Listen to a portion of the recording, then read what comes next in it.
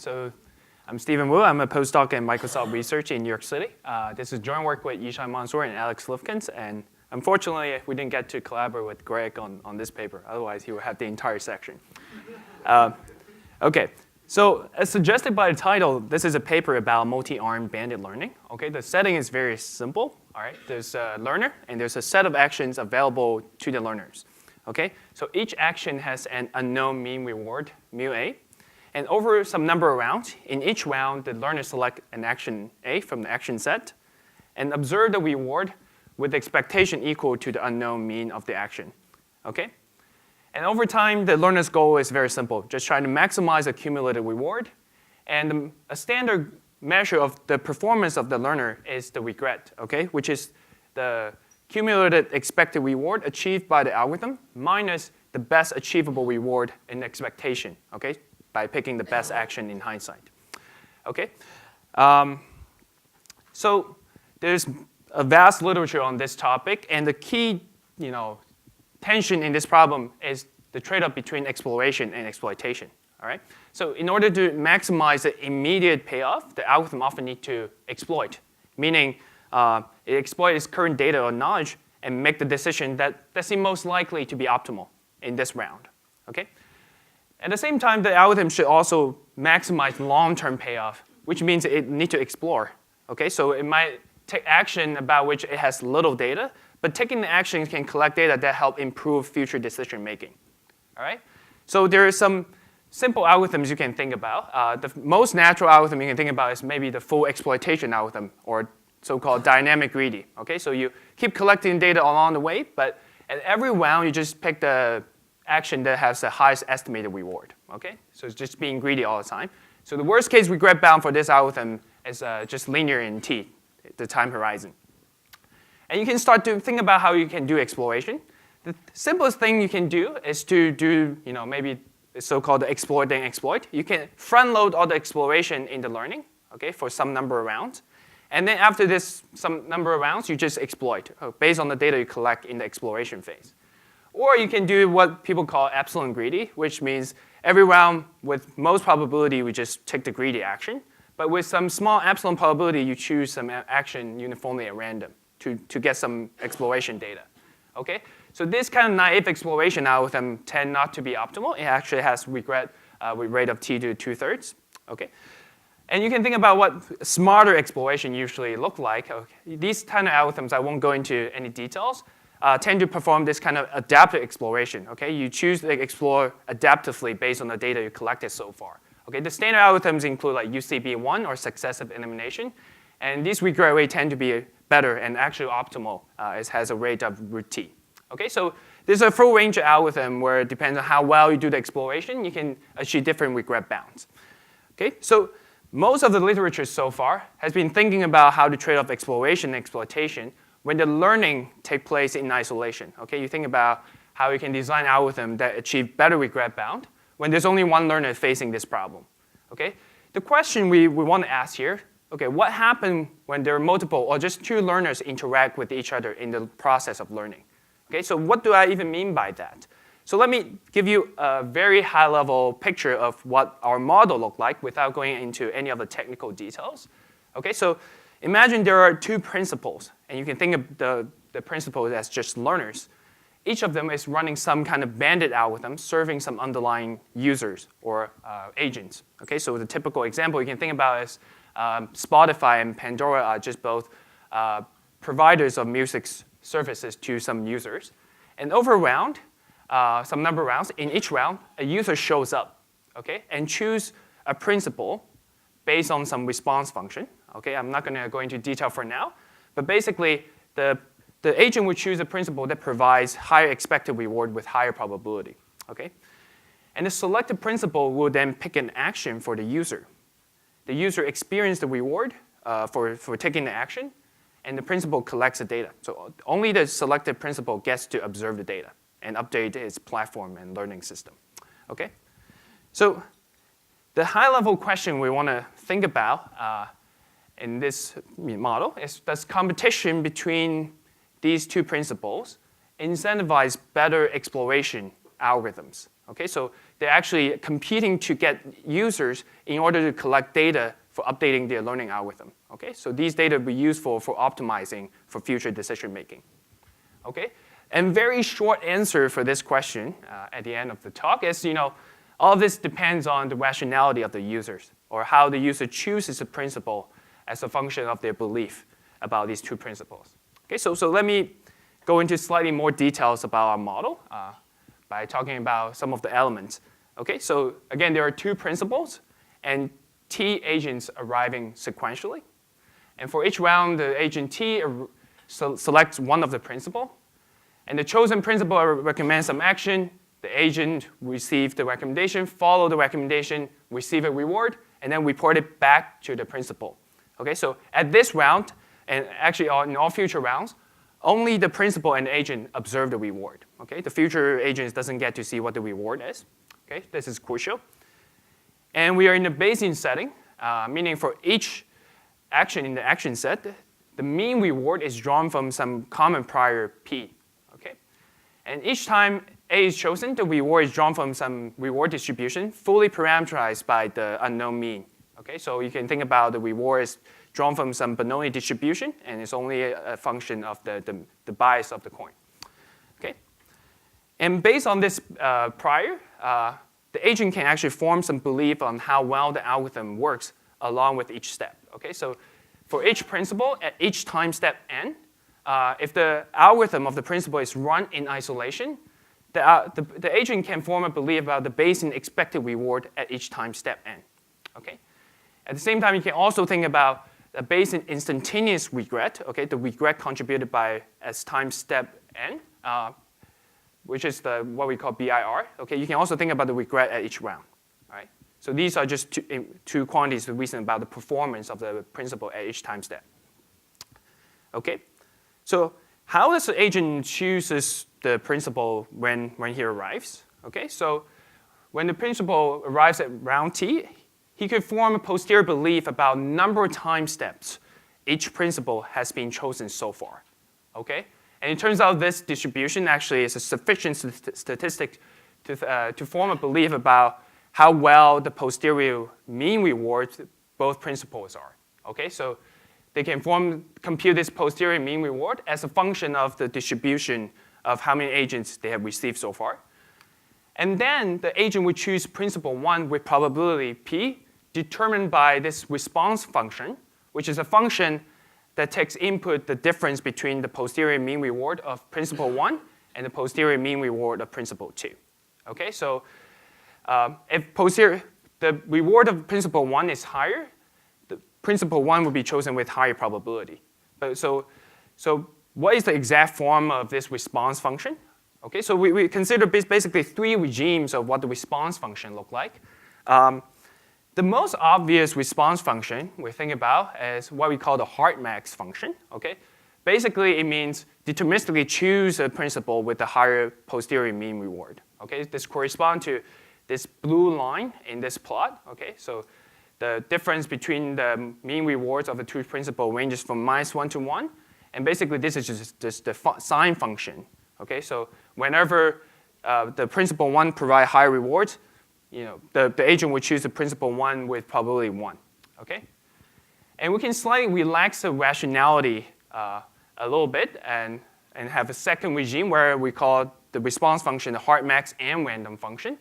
Basically, the agent will, with probability epsilon, uniformly random, choose a principle. Okay, and with probability 1 minus epsilon, deterministically choose the principle, but it provides a high reward. Okay, so in René's word, this is a slightly noisy response with epsilon probability of choosing each principle. Okay, and we can relax rationality even further and think about this so-called softmax regime, where basically the response function, the probability is a Lipschitz or smooth function of the difference between the two principles reward. Okay, so as the advantage of principle 1 increases from -1 to 1, this is the probability of choosing principle 1 smoothly increases from epsilon to 1 minus epsilon. Okay, so these are the three regimes.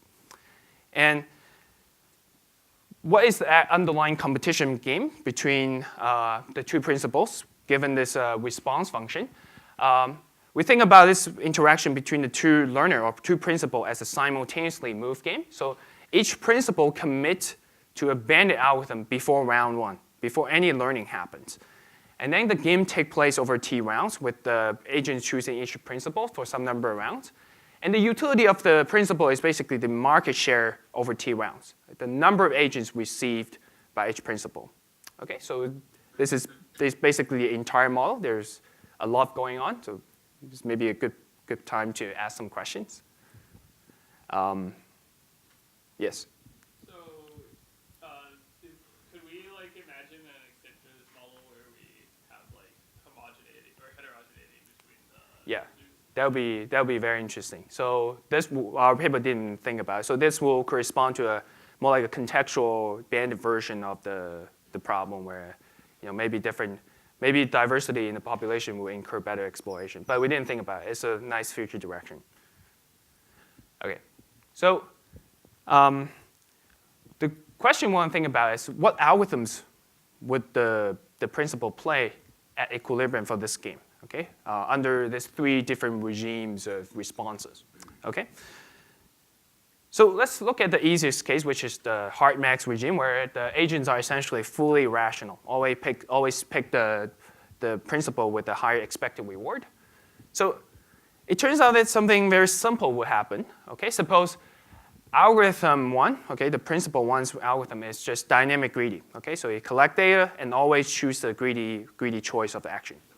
Okay, now if algorithm 2, the algorithm of the principal 2, deviate from this greedy strategy at some step n0, okay, when run isolation, it turned out that all the agents inside the game, starting at round n, will just deterministically select principal 1.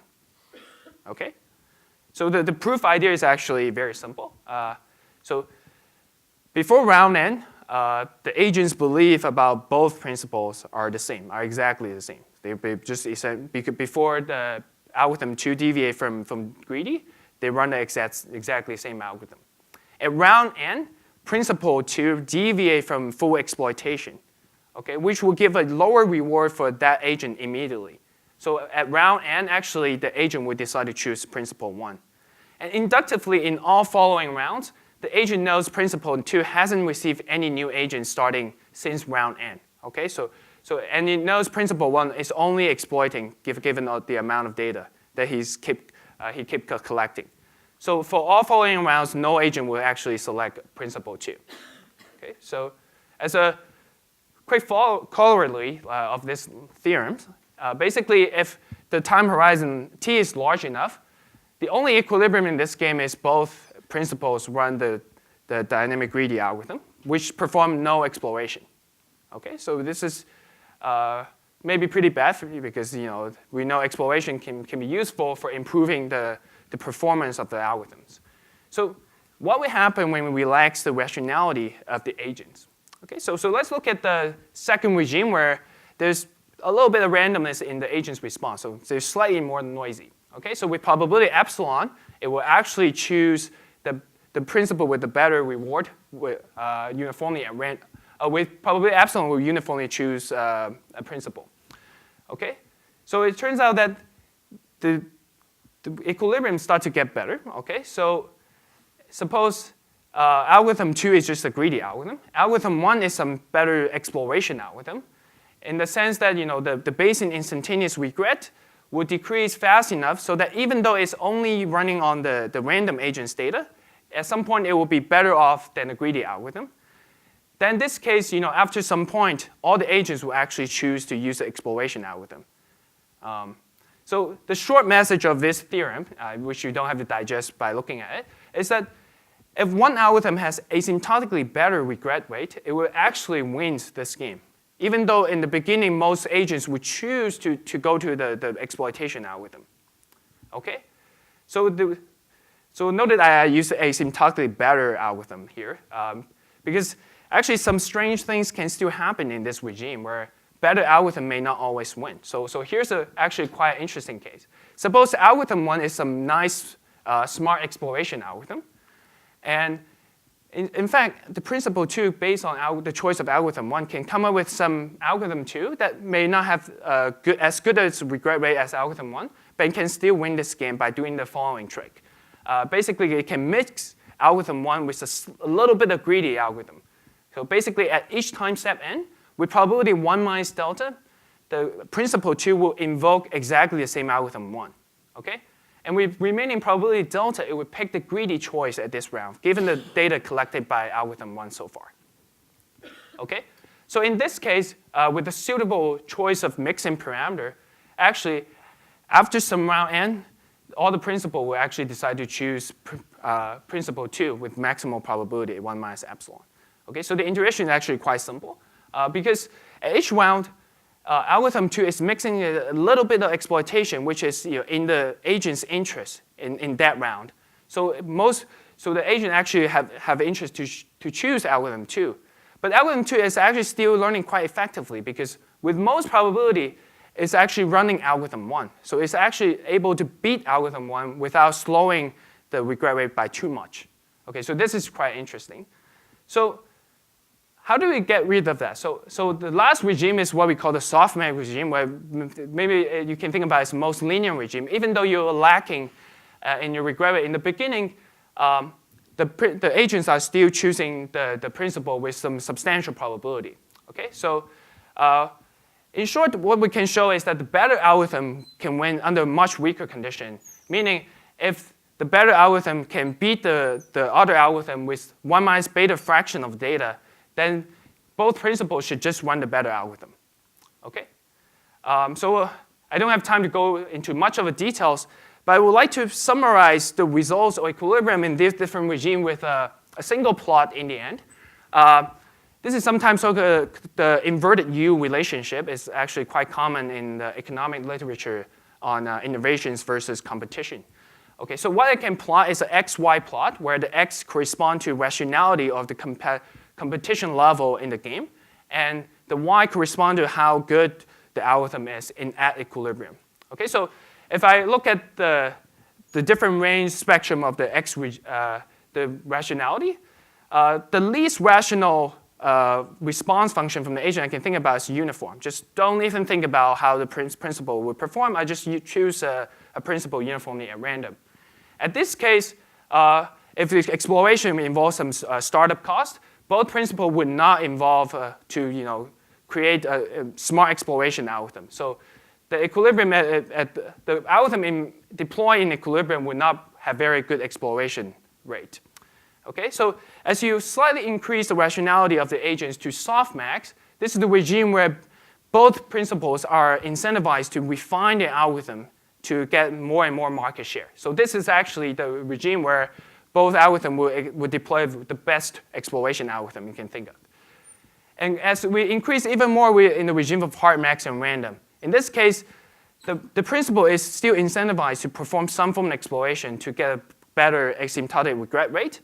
But it's no longer true that they will run the best exploration algorithm from the set of algorithms available to them. And if we push it to the extreme to hard max, where the agents are fully rational and they're only choosing the better principal deterministically, there's basically no room for exploration. So both principals had to fight for every penny, start from the beginning. So they never have a room to choose maybe seemingly suboptimal actions. So basically, this is if you remember anything from this talk, maybe it's the inverted U relationship between exploration and competition. Okay, so this is the end of my talk. Thank you. Do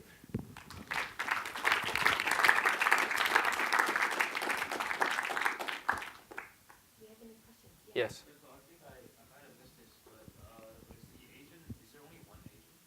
There are a set of T agents. Once they take the action, they leave forever. Oh. Yeah.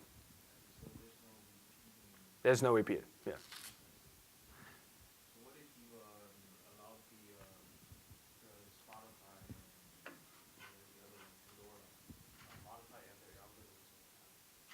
So that would be interesting, but very hard to analyze. Like if you adaptively choose your strategy. So in game theory, this is very hard to analyze. So in practice, you don't try to keep tuning your algorithm on the fly. Yes.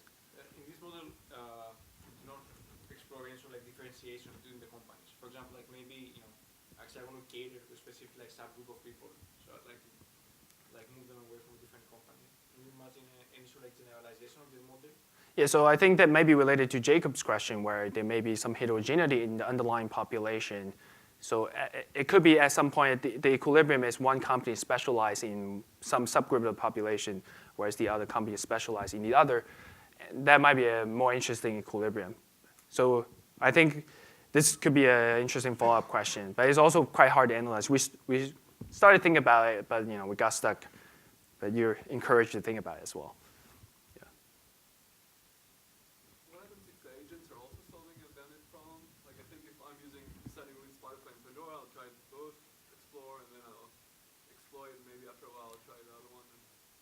Yeah, so that's interesting. So I'm not exactly sure how to model that. So one possible choice is there's one agent that is jumping around between these two platforms. And I would imagine dynamics could be quite complicated. Yeah, bandits a step towards full RL.